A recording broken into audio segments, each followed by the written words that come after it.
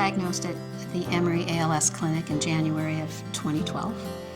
I had spent the last several months, as I was going through the diagnostic process, just praying that it wasn't ALS. As ALS has no cure, no treatment. It is fatal 100% of the time.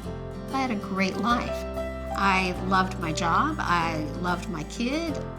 So I went into denial. I kind of built myself a condo on the corner of shock and denial. You know, I stocked it with a lot of really good Chardonnay, and I moved on in. So as I learned more about ALS,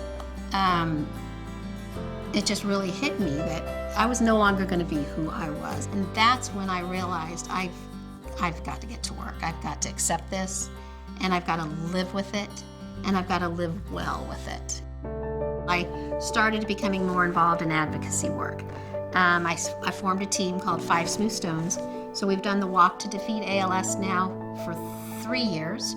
We have hosted 2 fundraisers for the Emory ALS Clinic. And there's a mountain biking team who've ridden in my honor.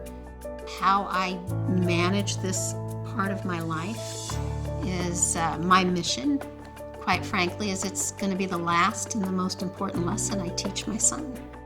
I call it the gifts of disease, and one of them is you start seeing your life in high definition. All the nonsense just goes away. You just see what's real and important.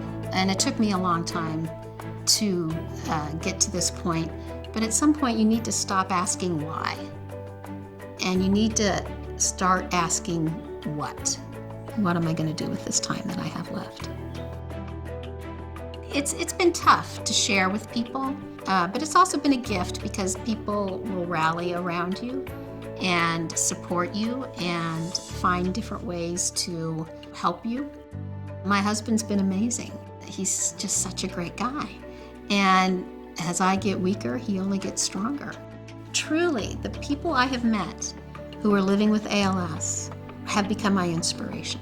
I'm not sure why I'm being honored, because I can think of so many more people who do so much more than I do. I'm on this bus. I don't want to be on this bus, but I'm on it with some pretty outstanding people who I'll always be eternally grateful for having met.